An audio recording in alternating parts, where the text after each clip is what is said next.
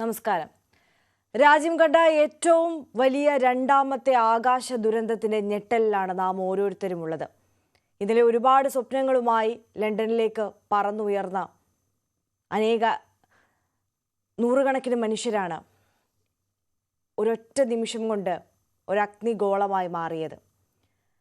ആ അപകടത്തെ സംബന്ധിച്ച് ഇപ്പോഴും അത് എങ്ങനെയാണ് ആ അപകടം ഉണ്ടായത് എന്നതിനെക്കുറിച്ചൊരു വ്യക്തത വന്നിട്ടില്ല എന്നതാണ്. പല തരത്തിലുള്ള വിലയിരുത്തലുകളും അനുമാനങ്ങളും തുടർന്നുകൊണ്ടേയിരിക്കുന്ന സമയമാണ്. അതുകൊണ്ട് തന്നെ ഇന്നത്തെ ഒരു വാർത്താ ദിനം അല്ലെങ്കിൽ ഇന്നത്തെ ഒരു പകൽ എന്ന് പറയുന്നത് ഈ അപകടം എങ്ങനെ സംഭവിച്ചു എന്നതിനെക്കുറിച്ചുള്ള അന്വേഷണം, ആ കാരണം കണ്ടെത്തുന്നതിൽ ഏറ്റവും നിർണായകമായ യോഗങ്ങൾ, വിലയിരുത്തലുകൾ ഒക്കെ അന്വേഷണവും ഒക്കെ നടക്കുന്ന ഒരു ദിവസമായിരിക്കും.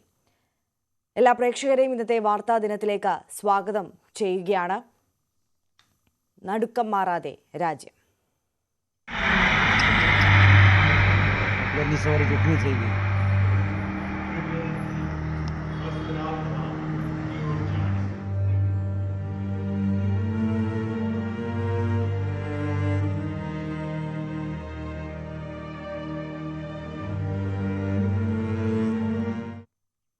ഇന്നലെ ഉച്ചകഴിഞ്ഞ് അഹമ്മദാബാദിലുണ്ടായ ആകാശ ദുരന്തത്തിന്റെ ഞെട്ടലിൽ നിന്ന് രാജ്യം മുക്തമായിട്ടില്ല.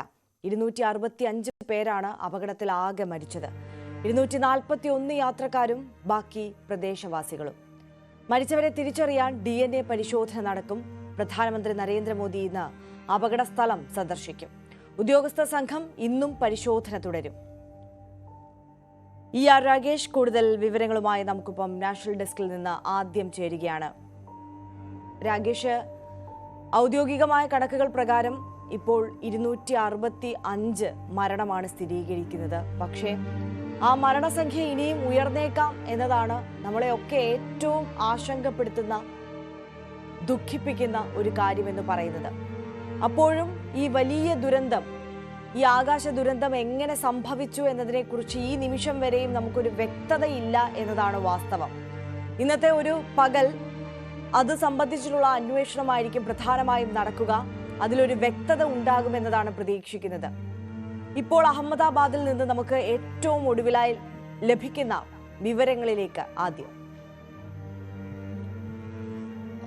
രാജ്യം കണ്ട ഏറ്റവും വലിയ ആകാശ ദുരന്തങ്ങളിലൊന്നായി മാറുകയാണ് അഹമ്മദാബാദിലേത്. കാരണം 265 പേരുടെ മരണമാണ് ഇപ്പോൾ സ്ഥിരീകരിച്ചിരിക്കുന്നത്. 242 പേരാണ് വിമാനത്തിലുണ്ടായിരുന്നത്. അതിൽ ഒരാളൊഴികെ 241 പേരും മരിച്ചു. ഇതുകൂടാതെ 24 പേർ കൂടി മരിച്ചിട്ടുണ്ട്. ഇതാണ് അധികൃതരുടെ ഭാഗത്തുനിന്ന് ഔദ്യോഗികമായി തന്നെ സ്ഥിരീകരണം വരുന്നത്. കാരണം ഇന്നലെ മെഡിക്കൽ കോളേജ്, BJ മെഡിക്കൽ കോളേജിൻ്റെ ഹോസ്റ്റലിലാണ് വിമാനം പതിക്കുന്നത്. ആ ദൃശ്യങ്ങളൊക്കെ തന്നെ നമ്മൾ കണ്ടതാണ്. അതിൻ്റെ ഒരു ഭാഗം ഈ ഹോസ്റ്റലിൽ തുളച്ചു കയറിയിരിക്കുന്നതും ബാക്കി മറ്റു ഭാഗങ്ങൾ കത്തി അമർന്നുമൊക്കെ തന്നെ കണ്ടതാണ്. അപ്പോൾ വിമാനത്തിൽ ഉണ്ടായിരുന്നവർ മാത്രമല്ല, മറ്റു പ്രദേശവാസികൾക്കൊക്കെ തന്നെ അവിടെ ഗുരുതരമായി പരിക്കേൽക്കുക അല്ലെങ്കിൽ ജീവന് തന്നെ നഷ്ടം സംഭവിക്കുകയോ ചെയ്തിട്ടുണ്ട്. അതാണ് ഇത്തരത്തിൽ 24 പേർക്ക് കൂടി അവരുടെ മരണം സ്ഥിരീകരിക്കാനുള്ള സാഹചര്യത്തിലേക്ക് പോയത്. പലരെയും ഇപ്പോഴും കണ്ടെത്താനുണ്ട് എന്നാണ് ഇപ്പോൾ അഹമ്മദാബാദിൽ നടക്കുന്ന നമുക്ക് ലഭിക്കുന്ന വിവരം. അവിടെ പ്രദേശത്ത് തെരച്ചിൽ നടക്കുകയാണ്. കാരണം അതൊരു ജനവാസ മേഖലയാണ്,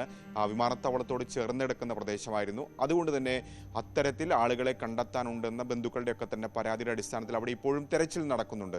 ഒരുപക്ഷേ മരണസംഖ്യ ഇനിയും ഉയരാനുള്ള സാധ്യതയുമുണ്ട് എന്നാണ് ഇപ്പോൾ നമുക്ക് ലഭ്യമാകുന്ന വിവരം. ഏതായാലും 265 പേരുടെ മരണം ആണ് ഈ ഘട്ടത്തിൽ സ്ഥിരീകരിക്കുകയും ചെയ്തിട്ടുള്ളത്. ആര്യ സൂചിപ്പിച്ച കാര്യത്തിലേക്ക് വന്നു വരികയാണെങ്കിൽ ഇന്നത്തെ ഒരു പകൽ ഏതായാലും നിർണായകമാണെന്ന കാര്യത്തിൽ സംശയമില്ല. പ്രത്യേകിച്ച് ഇതിനോടകം തന്നെ അന്വേഷണം വ്യോമയാന മന്ത്രാലയം അടക്കം പ്രഖ്യാപിച്ചിട്ടുണ്ട്. ഉന്നത ഉദ്യോഗസ്ഥർ, പ്രത്യേകിച്ച് വ്യോമയാന മന്ത്രാലയത്തിലെ ഉദ്യോഗസ്ഥർ ഇന്നലെ തന്നെ അഹമ്മദാബാദിലെത്തി പരിശോധന നടത്തിയിരുന്നു. DGCയെയും പരിശോധന ആരംഭിക്കുകയും ചെയ്തിട്ടുണ്ട്. ബോയിങ് അധികൃതരും ഈ പരിശോധനയുടെ ഭാഗമാകും, പരിശോധനയുമായി സഹകരിക്കുമെന്ന് അറിയിച്ചിട്ടുണ്ട്. അപ്പോൾ എന്താണ് ഈ അപകടത്തിലേക്ക് നയിച്ചതെന്ന കാരണം ആണ് ഇനി അറിയേണ്ടത്. അതാണ് ഏറ്റവും പുറത്തു വരേണ്ടത്. വിമാനത്തിൻ്റെ ബ്ലാക്ക് ബോക്സ് ഇന്നലെ തന്നെ കണ്ടെത്തിയിരുന്നു. അത് തീർച്ചയായും ഈ അന്വേഷണത്തിൽ നിർണായകമാണ് എന്ന കാര്യത്തിൽ സംശയമില്ല. കാരണം ബ്ലാക്ക് ബോക്സിലാണ് ഇത്തരത്തിൽ അവസാനം നൽകിയിട്ടുള്ള പൈലറ്റ് അടക്കമുള്ളവർ എന്തൊക്കെ കമാൻഡുകൾ നൽകിയിട്ടുണ്ട്, എന്തൊക്കെ സംസാരിച്ചിട്ടുണ്ട് തുടങ്ങിയ കാര്യങ്ങളൊക്കെ തന്നെ അറിയാൻ സാധിക്കുക. അപ്പോൾ എന്താണ് ഈ അപകടത്തിലേക്ക് നയിക്കുക എന്ന കാര്യത്തിൽ ബ്ലാക്ക് ബോക്സ് തീർച്ചയായും നിർണായകമാകും എന്ന കാര്യത്തിൽ സംശയമില്ല. പക്ഷേ ഈ പരിശോധനയൊക്കെ തന്നെ നടന്നു വരാൻ അല്ലെങ്കിൽ പൂർത്തിയാകാൻ ഏതാണ്ട് ഒരാഴ്ചയിലധികം സമയമെടുക്കും. പക്ഷേ പ്രാഥമികമായി ഒരു നിഗമനത്തിലേക്ക് വരും മണിക്കൂറുകളിൽ തന്നെ വ്യോമയാന മന്ത്രാലയം അടക്കമുള്ളവർ അല്ലെങ്കിൽ ഉദ്യോഗസ്ഥർ അടക്കമുള്ളവർ എത്തുമെന്ന കാര്യത്തിൽ സംശയമില്ല. തീർച്ചയായും ഇന്നലെ പുറത്തു വന്നിരുന്ന അല്ലെങ്കിൽ പ്രാഥമികമായി പുറത്തു വന്ന വിവരമനുസരിച്ച് എഞ്ചിൻ തകരാറാണ് ഈ അപകടത്തിലേക്ക് നയിച്ചെന്ന വിവരങ്ങൾ വന്നിരുന്നു. അതിനുശേഷം പക്ഷികൾ തട്ടിയതാകാം ഇത്തരത്തിൽ അപകടത്തിലേക്ക് നയിച്ചെന്ന വിവരങ്ങൾ കൂടി പുറത്തു വന്നിരുന്നു. അതുകൊണ്ട് തന്നെ ഒരു പ്രാഥമിക നിഗമനത്തിലേക്ക് സ്വാഭാവികമായും വരും മണിക്കൂറുകളിലൊക്കെ തന്നെ വ്യോമയാന മന്ത്രാലയം ഉദ്യോഗസ്ഥർ അല്ലെങ്കിൽ ഈ അന്വേഷണ ഉദ്യോഗസ്ഥർ കടക്കും. തീർച്ചയായും ഇന്നത്തെ ഒരു ദിവസം നിർണായകമാണ്. ഒപ്പം തന്നെ പ്രധാനമന്ത്രി നരേന്ദ്രമോദി ഇന്ന് അഹമ്മദാബാദിൽ എത്തുന്നുണ്ട്. ഏതാണ്ട് അല്പസമയത്തിനകം തന്നെ 7 മണിയോടുകൂടി തന്നെ ഡൽഹിയിൽ നിന്ന് അദ്ദേഹം അഹമ്മദാബാദിലേക്ക് തിരിക്കും. അതിനുശേഷം അഹമ്മദാബാദിൽ ആശുപത്രിയിൽ എത്തി അവിടെ സന്ദർശനം നടത്തും. അതിനുശേഷം ഈ അപകട സ്ഥലവും പ്രധാനമന്ത്രി സന്ദർശിക്കും എന്നാണ് ഇപ്പോൾ അറിയിച്ചിരിക്കുന്നത്. ഇന്നലെ തന്നെ കേന്ദ്ര ആഭ്യന്തരമന്ത്രി അമിത്ഷാ അടക്കമുള്ളവർ ഇന്നലെ സംഭവ സ്ഥലത്തെത്തിയിരുന്നു. കേന്ദ്ര വ്യോമയാന മന്ത്രി എത്തിയിരുന്നു. അവരൊക്കെ തന്നെ ഈ സ്ഥലത്ത് എത്തുകയും ഒക്കെ തന്നെ സാഹചര്യം അടക്കം വിലയിരുത്തുകയും ചെയ്തിരുന്നു. പ്രത്യേകിച്ച് ഈ അമിത്ഷാ അടക്കമുള്ളവർ ഇന്നലെ പറഞ്ഞിരുന്ന പ്രധാനപ്പെട്ട കാര്യം ലണ്ടനിലേക്ക് യാത്ര പുറപ്പെട്ട വിമാനം ആയതുകൊണ്ട് തന്നെ ഇത്തരത്തിൽ ഇന്ധനം വലിയ തോതിൽ ഈ വിമാനത്തിൽ ഉണ്ടായിരുന്നു എന്നാണ് അദ്ദേഹം ഇന്നലെ തന്നെ വ്യക്തമാക്കിയത്. ഏതാണ്ട് 1 ലക്ഷം ലിറ്ററിലധികം 1.25 ലക്ഷം ലിറ്ററിലധികം ഇന്ധനം ഈ വിമാനത്തിൽ ഉണ്ടായിരുന്നു. അത് തീർച്ചയായും ഈ അപകടത്തിൻ്റെ വ്യാപ്തി അടക്കം വർദ്ധിക്കുന്ന സാഹചര്യത്തിലേക്ക് എത്തിക്കുകയും ചെയ്തിട്ടുണ്ട്. അപ്പോൾ ഈ സാഹചര്യങ്ങൾ ഒക്കെ തന്നെ ഇനി വരും മണിക്കൂറുകളിൽ പരിശോധനയ്ക്ക് വിധേയമാകും. ഏതായാലും അന്വേഷണ സംഘങ്ങൾ ഇന്നലെ തന്നെ അവിടെ എത്തി അന്വേഷണം ആരംഭിക്കുകയും ചെയ്തിട്ടുണ്ട്. ഏതായാലും DNA പരിശോധന അടക്കം ഇനി നടക്കേണ്ടതുണ്ട്. ഇന്നത്തെ ദിവസം ഏതായാലും അത്തരം കാര്യത്തിലേക്കാണ് കൂടുതൽ ശ്രദ്ധ കേന്ദ്രീകരിക്കുക. പിന്നെ കാരണം പല മൃതദേഹങ്ങളും കത്തിക്കരിഞ്ഞ നിലയിൽ ആളുകളെ തിരിച്ചറിയാൻ കഴിയാത്ത സാഹചര്യത്തിലാണുള്ളത്. അപ്പോൾ സ്വാഭാവികമായും ഇവരെയൊക്കെ തിരിച്ചറിയേണ്ടതുണ്ട്. അപ്പോൾ DNA പരിശോധന അടക്കം നടക്കേണ്ടതുണ്ട്.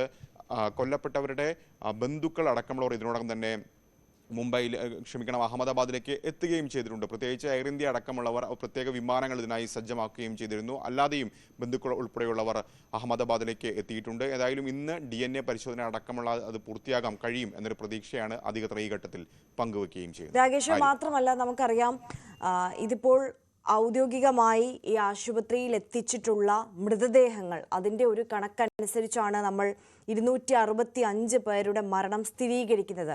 അതിനപ്പുറം രാകേഷ് നേരത്തെ സൂചിപ്പിച്ചതുപോലെ ഇപ്പോഴും ആ പ്രദേശത്ത് തെരച്ചിൽ തുടർന്നുകൊണ്ടേയിരിക്കുകയാണ്. ഈ വിമാനയാത്രക്കാർക്ക് അപ്പുറം ഈ പ്രദേശവാസികൾ മരിച്ചു എന്നതാണ് ഈ വിമാന ദുരന്തത്തിൻ്റെ വ്യാപ്തി അത്രത്തോളം കൂട്ടുന്നത്.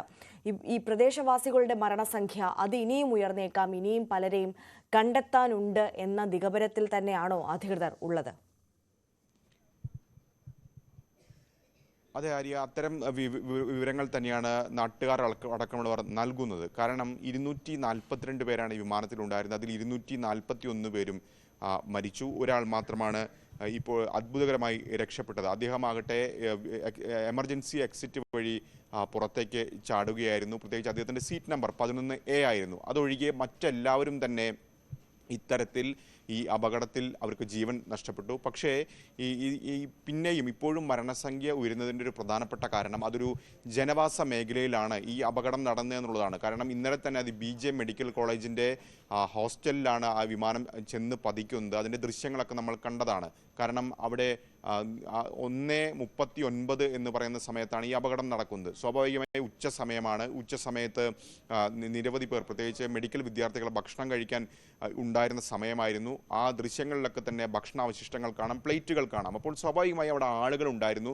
5 മെഡിക്കൽ വിദ്യാർത്ഥികളുടെ മരണമാണ് സ്ഥിരീകരിച്ചിട്ടുള്ളത്. പക്ഷേ നിരവധി പേർക്ക് അവിടെ പരിക്കേറ്റിട്ടുണ്ട്. അവരുടെ പലരുടെയും നില ഗുരുതരമാണ്. മാത്രവുമല്ല ഇതിനുശേഷം തീ ആളിപ്പടർന്നിട്ടുണ്ട്. ആ പ്രദേശങ്ങളിലൊക്കെ തന്നെ കെട്ടിടങ്ങൾ ഏതാണ്ട് 3-4 വലിയ കെട്ടിടങ്ങൾക്ക് തീ പിടിക്കുന്ന സാഹചര്യം ഉണ്ടായിരുന്നു, പുകയുയരുന്ന സാഹചര്യം ഉണ്ടായിരുന്നു. സ്വാഭാവികമായും അത്തരത്തിൽ മരണസംഖ്യ ഉണ്ടായിട്ടുണ്ടാകാം. ഇതിനുശേഷം ഈ പ്രദേശത്താകമാനം വിമാനം തകർന്നു വീണ് തീ പിടിച്ചിരുന്നു. അത് ജനവാസ കേന്ദ്രമായതുകൊണ്ട് തന്നെ അത്തരത്തിൽ ആളുകൾ കൊല്ലപ്പെടാനുള്ള മരിക്കാനിടയായ സാഹചര്യമുണ്ട്. അതാണ് ഈ മരണസംഖ്യ ഇപ്പോൾ 265 എന്ന സ്ഥിരീകരണത്തിലേക്ക് എത്തിയിട്ടുള്ളത്. സ്വാഭാവികമായും നിലവിലെ സാഹചര്യം വെച്ച് അത് ഉയരാനുള്ള സാധ്യതയുണ്ട്. ഒരുപക്ഷേ ഇനിയും മരണസംഖ്യ ഉയർന്നേക്കാം എന്ന സൂചനയാണ് ലഭിക്കുന്നത്. അനൗദ്യോഗികമായി തന്നെ പുറത്തു വരുന്ന ചില ഗുജറാത്ത് മാധ്യമങ്ങളൊക്കെ തന്നെ ഈ ഘട്ടത്തിൽ റിപ്പോർട്ട് ചെയ്യുന്നത് ഏതാണ്ട് 294 പേർ മരിച്ചു എന്നാണ്. പക്ഷേ അക്കാര്യത്തിൽ സ്ഥിരീകരണമില്ല. 265 പേരുടെ മരണമാണ് ഔദ്യോഗികമായി സ്ഥിരീകരിച്ചിട്ടുള്ളത്.